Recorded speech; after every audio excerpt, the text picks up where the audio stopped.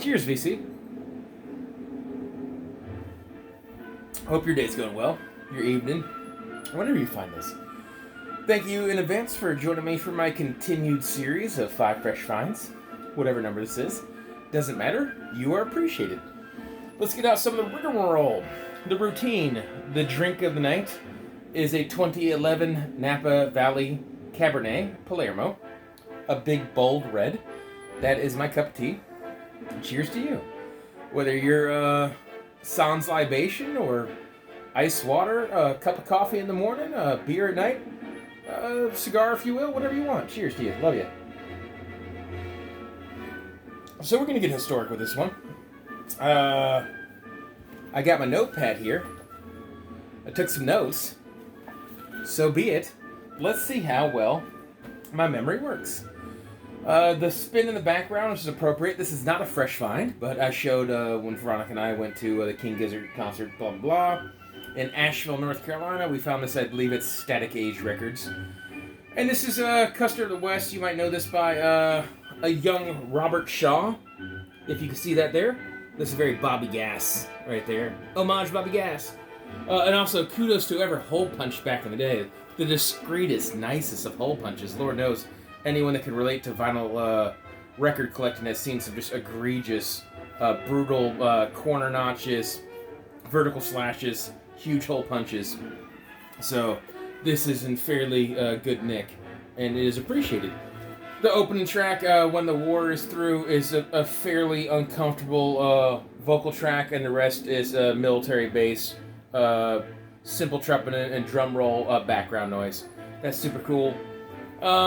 Wasted opportunity on the gatefold for that fairly epic, grandiose imagery is cut in half. But that aside, maybe I'll tuck this in the back. I was going to play Platoon cassette, but I figured there's no way I'm going to dodge bullets on rights, and I want to get this out before the deadline. And so be it. Mike Jam on Vinyl. Buddy of mine in the vinyl community, super good dude, has a contest going on for history. I'm sure you're aware of it. Buco entries I've seen out there. This is the first I've had the opportunity to actually sit down and bang out a video. Luckily enough, I had fresh finds, mostly real recent buys, or stuff I don't believe I've ever shown in the vinyl community, so it's all fresh to you. Mike, history, I'm going to start off in a very Steve Carlson way with a book. This is pleasurable enough. It's not such a simple read that adults couldn't enjoy it, but Rifles for Wadey was my favorite, one of my favorite childhood books. And it kind of goes back to the fact that the Civil War was a time where friends and neighbors and were fighting each other, and there was still kind of civilities and communication and non-war situations. And I don't want to give away too much of it, but I think it's an interesting read for the classroom or in general if you're somehow a younger viewer. I'm sorry, you're not really welcome here. You better be 13. But outside of that, Mike, if you've never explored this book, it's a good read as an adult, and you can probably share it with your class as well. So let's get after it. These ties are going to tie into moments in history, and then the biggest things that shift history, I mean, just is what it is. I'm not glorifying times of civil unrest or turmoil or war, but that's what shifts the world. People aren't writing songs about the cotton gin. People aren't writing songs about the printer press and standardized machinery and bottling and canning and jarring. That's just, things that change the world sometimes, or, the advent of electricity. People don't really write a song about, I guess I could have showed Tesla. Alright, whatever. So, here's one that fits the bill. I've shown this in the past, but I'm just going to show for people that tie in the origin of this. This is a British first press bow down on this Brain on a Plate. So, Peace of Mind. I want to say, is that the 4th album? If I'm not mistaken, I'm pretty sure it's the 4th album of Iron Maiden, the 2nd of which with Bruce Dickinson. I might be wrong. But the song, if you don't know, is The Trooper. I'm just going to bury that. I was going to show that in the past because that's the origins of that, where you may know it from. But the fresh find is this. This has been on my high on my want list. I'm ever so eclectic, and I like a lot of different things. I kind of have grails within soundtracks and jazz grails and psychedelic grails and so on. This would fall into both the high desirable, towards the top of the list of both metal grails and live grails. I haven't checked this yet. I was buying a stack, and Frank hadn't even priced this yet. He gave me this a great price at Pharmacy Records. So I don't know. I know this is OG, but I don't know if this is a first press. It's a capital EMI. Here is the center label. Someone re-sleeved on white sleeves, as not to damage. If I could pull them out here, the original lyric sheet sleeves. So that's super cool, and let me not be the guy after this lives for 30 years to be the one who finally damages it. But in addition to that, there's also the booklet with all sorts of city country tour dates. Oh, that's pretty fascinating. Talking about a history of all the dates they played with all the flags that tied to their country's city and country origins, venues, and everything. So that's very, very historical just in the realm of metal. But why are we talking about this? And the previous album is The Trooper. The Trooper is, and I'm going to bastardize some language here and just mutilate foreign speech and language and names, but the Crimean War was fought between 1853 and 1856 between the Allied forces of France, Sardinia, Britain, and current-day Turkey, which would be the Ottoman Empire, against the Russian Empire. The story of the Trooper is a cavalry battle, the charge of the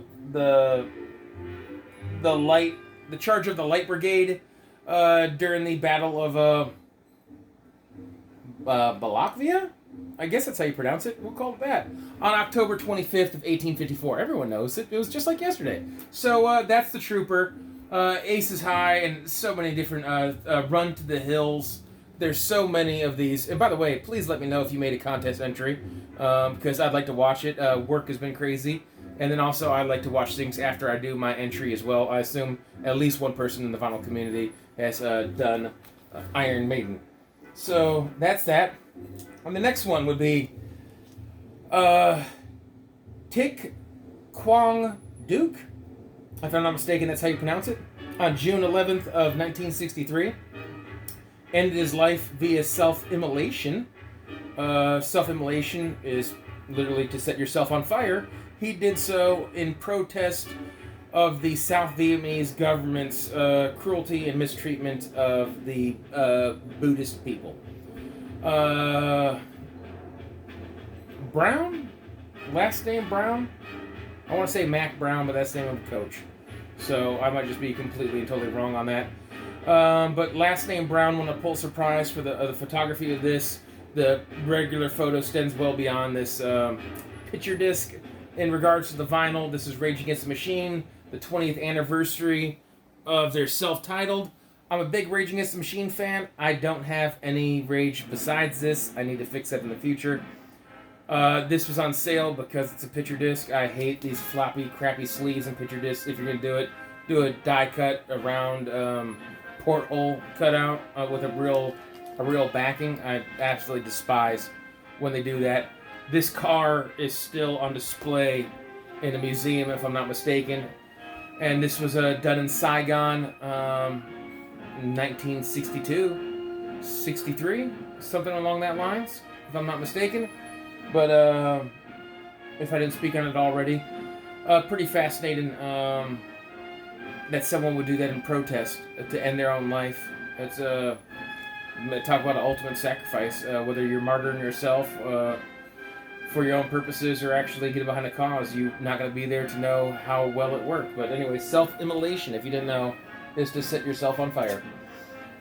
In addition to the war-oriented stuff, I found this in the closet of my grandmother and grandfather's house. After my grandfather passed away, I paid my respects by doing as much for my aunt as possible, cleaning up the house and preparing things, the estate, etc. And so there's a box of records, and she let me have at it. Not too many gems, but they're still sentimental to me. And one of those would be this Royal Guardsman, everyone should know, by Snoopy versus the Red Baron. The Red Baron, who was born of nobilities, name was Manfred Albrecht Frerer von Richtenfen. Yeah, so say that 5 times fast. We know him as Baron von Richtenfen, the Red Baron.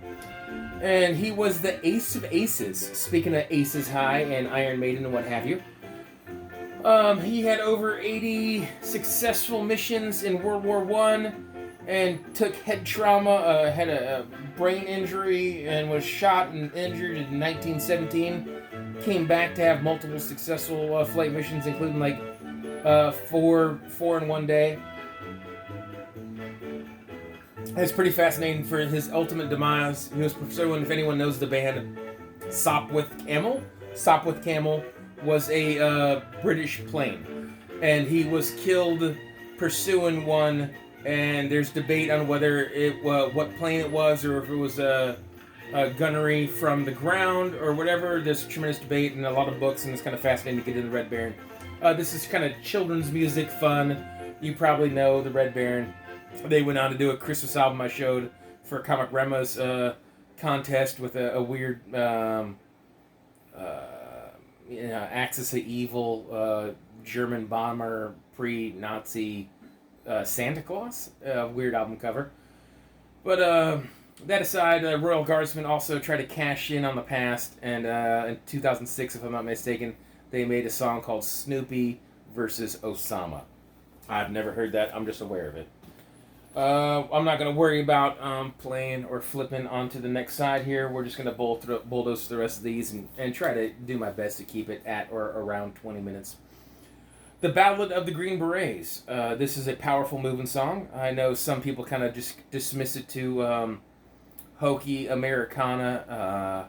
I don't do that. As a friend of people in the Special Forces and military as a whole, and also the grandson of, etc. I know people who've paid the ultimate sacrifice, and I think this is a powerful song. Unfortunately, his name, I want to say, is Gabriel. I can't recall right now. The staff sergeant who wrote this wrote it to a Special Forces operator who was the first Hawaiian native to die in Vietnam in 1962, if I'm not mistaken. This song came out 65 or 66. I know there's some discrepancy because there was a misprint at the very end of the year for the Billboard charts that had Mamas and Papas as the number one song for the year, and it was actually this, and they amended that. But this spent 5 weeks at number one and was on the charts for quite a long time. Simple but powerful folk pop, almost spoken word song with strings in the background. But once again, this is from the collection I found in the closet from my Aunt Linda. So there we go. And this is also what was so amazing about this. This just popped in my head. In a time of political unrest and protest and craziness, it's crazy that this song had not that it was like glamorizing or glorifying war in any way, but the fact that something that would be like pro or positive towards the soldier's perspective had success during a time of music that was fully against the Vietnam War was pretty fascinating. Alright, and since we're keeping it all serious, I did my best to do so. I think one thing which is kind of neat, and just take it full-blown nerd, because I've been known to do that, is this War of the Worlds. This is the Orson Welles reading. If you can read it right here, it is an authentic first edition, never before release, complete, not dramatic word cut, blah, blah, blah, script by Howard Koch, I believe it's pronounced.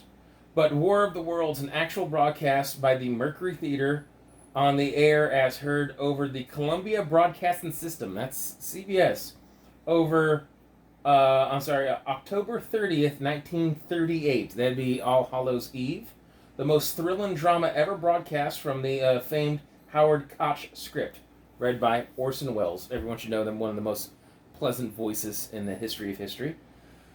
But this broadcast that panicked the nation. This was, people thought that there was war in the world and aliens were taking over and chaos had, besieged us. That was not the case, but it was a different day and age, and so this is the war that never happened.